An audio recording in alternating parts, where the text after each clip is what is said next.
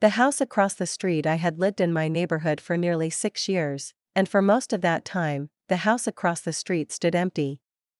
Its shutters stayed closed, its paint chipped away, and the porch sagged with neglect. Children whispered it was haunted, adults dismissed it as another forgotten property. Then, one night, a light flickered in the upstairs window. At first, I thought it was a trick of tired eyes. But there it was again, faint but steady, the deliberate glow of a lamp being turned on. Someone was inside. The next morning, I noticed the curtains had shifted. That evening, the faint outline of a figure passed by the window. No moving truck, no car in the driveway, no sign of life except for the shadow of someone pacing. I told myself it was none of my business. People move in quietly all the time. Still, something about the pacing figure, restless, circling, kept me watching. The first letter appeared 2 days later, slipped neatly under my door. "You're even more beautiful up close." My hand shook as I read it. Who would write something like that? I hadn't met anyone new. I crumpled the note, dropped it in the trash, and tried to forget. But another one came the next day. "I see how you drink tea in the evenings. You always hold the cup with both hands. I like that about you."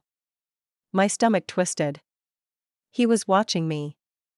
I double-checked my locks, pulled my curtains shut, and tried to focus on anything else. But that night, I couldn't resist looking through a narrow gap in the fabric. He was there. A man stood in the upstairs window, tall and thin, his face hidden in shadow. He didn't move, didn't flinch when my eyes met his. He simply watched, as if he'd been waiting for me to notice. I snapped the curtains shut. The next morning, another letter waited. Why hide? I like it when you look back. Fear pressed against me like a weight. I called the police, explained about the notes and the man across the street. The officer's voice was flat. "No threats, ma'am. Just keep your doors locked. Call if anything escalates." It already had. That night, I tested him. I brewed tea in my red mug and left it on the windowsill. From behind my curtains, I peeked. He was there, staring at the mug with an intensity that made my skin crawl. When I shifted slightly, his head snapped up. Slowly, deliberately, he lifted his hand and waved. The next letter read, "The red mug suits you. I don't take sugar either." I nearly dropped it. He couldn't know that detail unless he'd been inside. I tore through my apartment, searching every corner. That's when I found it, a Polaroid photo tucked in my drawer. My face slack with sleep, my hair spread across the pillow. He had been here. Panic clawed at me. I booked a hotel, packed quickly, and told myself I'd be safe once I left. But when I opened my apartment door, another envelope lay waiting at my feet. Running won't help.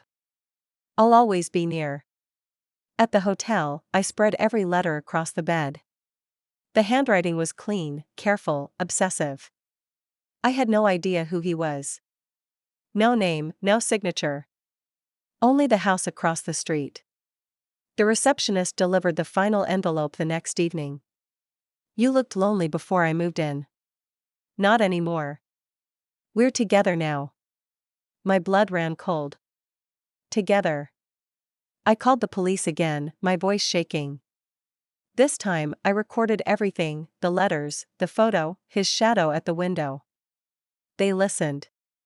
And for once, they believed me. Officers staked out my street, waiting.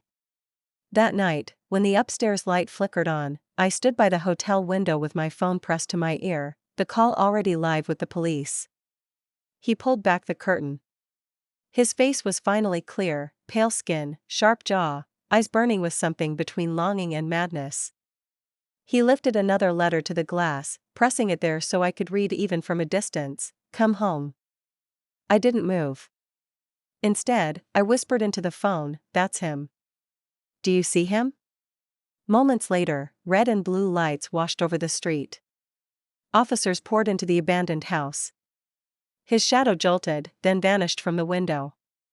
Shouts echoed, doors slammed, and after a tense silence, 2 officers emerged dragging him in handcuffs, his head twisting wildly, searching for me.